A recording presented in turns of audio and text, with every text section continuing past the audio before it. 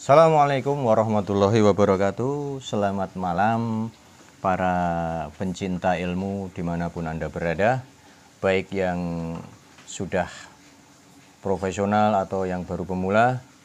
Intinya kita di sini mau belajar bersama, saling memberi, saling menerima. Kita akan berbicara yang masalah-masalah teknik, utamanya teknik elektronika, yang sekarang memang banyak sekali dibutuhkan di dunia industri, dan banyak sekali keahlian-keahlian elektronika ini betul-betul dicari di dunia industri.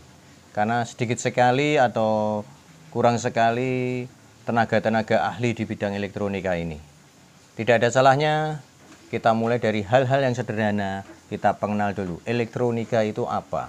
Jadi cabang elektronika adalah salah satu cabang dari ilmu listrik.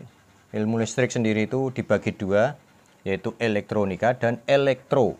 Kalau elektronika dia berbicara masalah arus lemah, kalau elektro dia berbicara masalah arus kuat. Arus kuat itu contohnya masalah instalasi jaringan, instalasi dari gardu induk menuju ke titik-titik distributor, istilahnya jaringan-jaringan di luar yang berbicara masih tegangan-tegangan tinggi dan arus-arus kuat. Beda dengan elektronika. Elektronika adalah ilmu yang mempelajari arus lemah. Biasanya arus lemah ini identik dengan kontrol-kontrol industri atau kontrol-kontrol perangkat, yang dimana perangkat ini bisa dikendalikan atau bisa dikontrol untuk memudahkan dalam hal pengaturan. Contoh, kita mau mengendalikan satu mesin, itu kalau kita tidak punya kontrol, mesinnya sendiri tidak akan bisa dikendalikan atau digunakan sebagaimana fungsinya mesin tersebut. Jadi perlu arus lemah yang dia digunakan untuk mengontrol sistem dari arus kuat.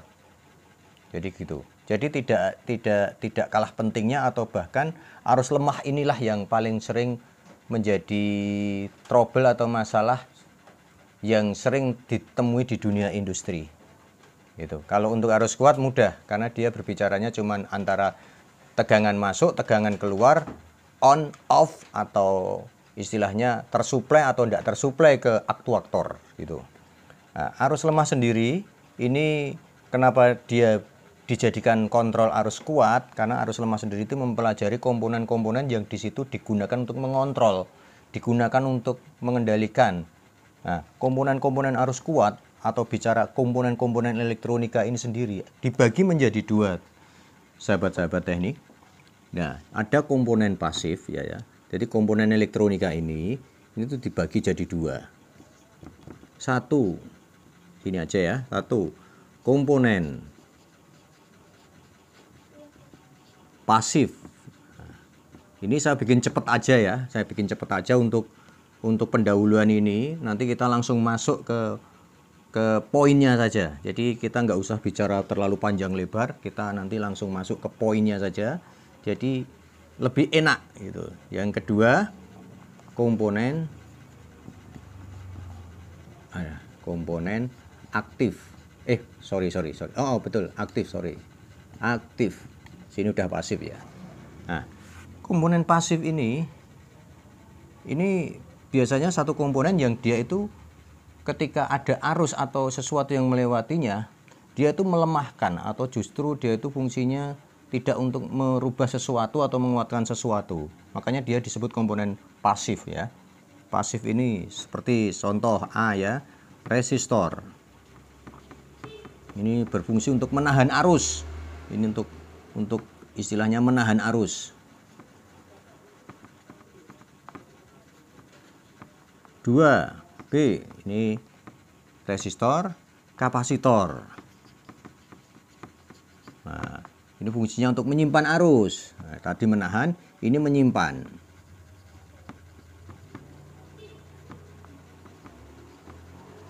Terus, kemudian apalagi? Ada lagi sebetulnya, yaitu dioda. Ini untuk apa? Menyearahkan. Nah, nanti ada lagi fungsi lain lagi, induktor. Induktor tuh nggak jauh beda dengan resistor, tapi nanti kita akan berbicara masalah itu lagi. Kalau ini contoh transistor. Transistor ya. Ini fungsinya untuk apa? Menguatkan arus. Nah, dia bisa untuk menguatkan, merubah sesuatu. Nah, apalagi ini ada IC integrated. Nah, ini namanya aja integrated circuit. Jadi di dalamnya itu sudah ada rangkaian ya, rangkaian yang sudah terkombinasi dan berfungsi untuk sesuatu, atau dia sudah didesain, IC itu didesain untuk fungsi-fungsi tertentu ya, fungsi tertentu. Nah, ini fungsi tertentu. Jadi ini dulu dasarnya aja. Nanti masalahnya untuk resistor, kapasitor, dioda, transistor. Transistor ini ada lagi, nanti ada tipe FET, tipe MOSFET, tipe thyristor, tipe SCR. IC juga ada macamnya.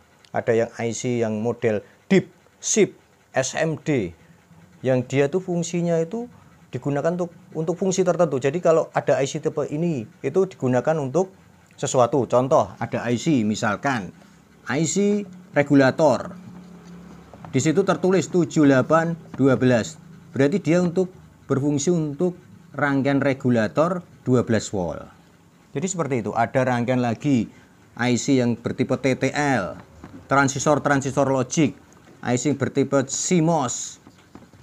Nah, macam-macam. Nanti kita bahas satu persatu sesuai fungsinya saja. Jadi nanti kita praktis untuk membahas, saya ingin membangun sebuah rangkaian. Saya harus menggunakan kombinasi komponen apa saja. Saya ingin membangun suatu rangkaian kontrol untuk mengontrol sesuatu. Saya mau bikin timer. Saya mau bikin istilahnya kontrol untuk start delta. Saya mau bikin kontrol untuk apa ya? Bukan kontrol ya, audio. Misalkan saya ingin buat audio power amplifier. Nanti kita bahas, kita bahas dasarnya, dan nanti Anda bisa praktekkan. Kita mau bikin kontrol untuk rumah tangga misalkan. Saya mau hidupkan rumah ini jam 6 pagi mati semua lampu. Nanti jam 4 sore hidup semua lampu. Jadi nggak usah kita on-kan, kita off-kan. Sudah auto, bisa kita pelajari seperti itu. Mau bikin pintu rumah itu bukanya nggak usah pakai kunci, tapi kita tempelkan kartu. Nanti buka sendiri, klek. Nah, bisa. Makanya kita mau bicara seperti itu, mau bicara masalah-masalah kontrol itu, kalau kita nggak paham dulu komponen-komponen pasif ini, kita akan kebingungan. Jadi nanti kita bicara yang masalah simpel saja. Oke sahabat teknik, ini pengenalan dulu ya. Jadi biar Anda tidak terlalu banyak, nanti malah bingung. Jadi saya kenalkan dulu, kita berbicara dasarnya dulu. Nanti habis itu kita baru masuk ke penjelasan komponen pasif. Nah, untuk itu hari ini atau pada video kali ini saya hanya ingin berbicara untuk pengertian dasar dulu. Untuk selanjutnya kita akan masuk ke penjelasan dari komponen pasif dan aplikasinya. Baik, demikian para sahabat pencinta teknik. Kita akan sambung lagi ke video berikutnya.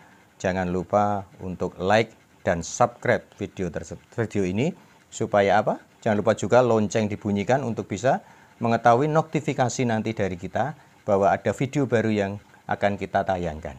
Oke, demikian dari saya. Assalamualaikum warahmatullahi wabarakatuh.